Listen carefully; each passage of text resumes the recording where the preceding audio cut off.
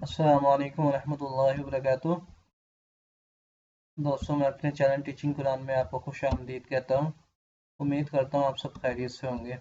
दोस्तों, आज हम इंशाअल्लाह 30 पारे की नेक्स्ट सूरह इंशाअल्लाह सीखेंगे।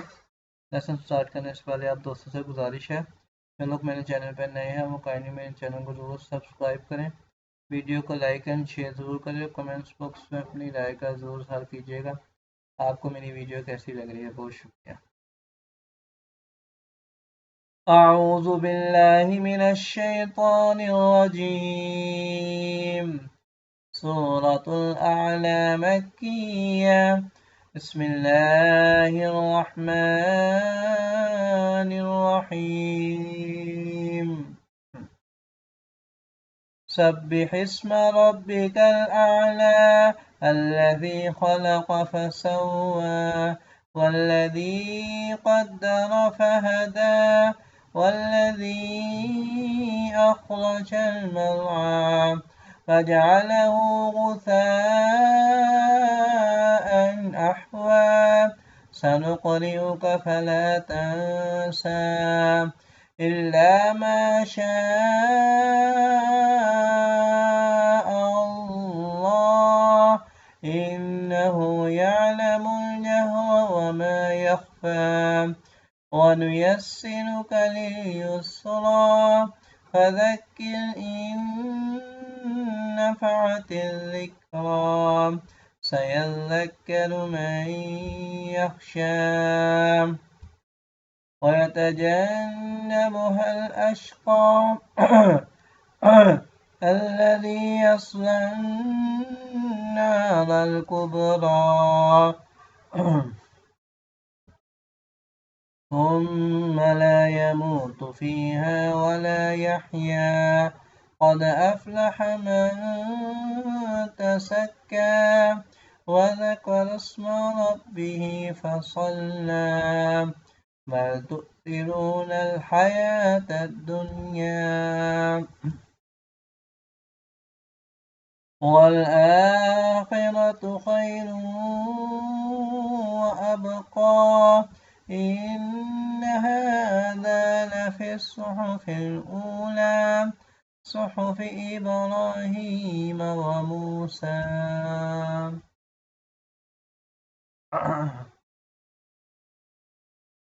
ओके दोस्तों, यहाँ पर गुस्सान पे जो है ना इख्फा हो रहा है, इख्फा नहीं इजहार हो रहा है, क्योंकि नून तनवीन के बाद हरफ हल्की में हमसा आ रहा है।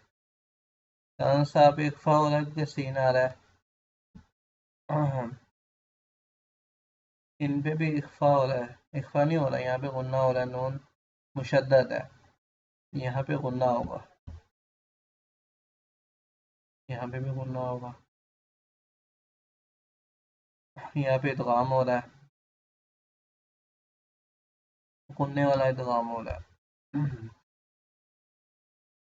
बिस्मिल्लाहिर्रहमानिर्रहीम।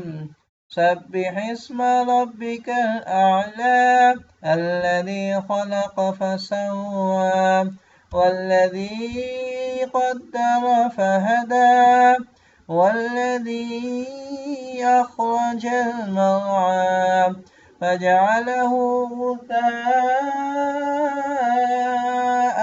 أحوى سنقرئك فلا تنسى إلا ما شاء الله إنه يعلم الجهر وما يخفى ونيسرك لليسرى فذكر إن نفعت الذكرى سيذكر من يخشى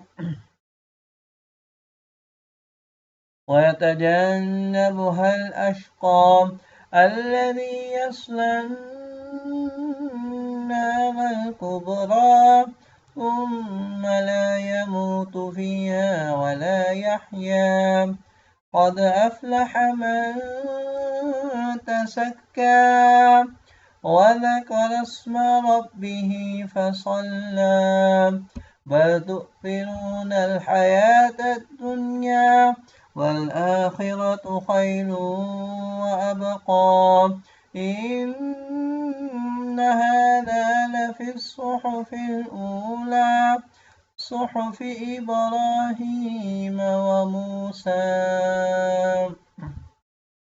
آمنت بالله صدق الله العظيم.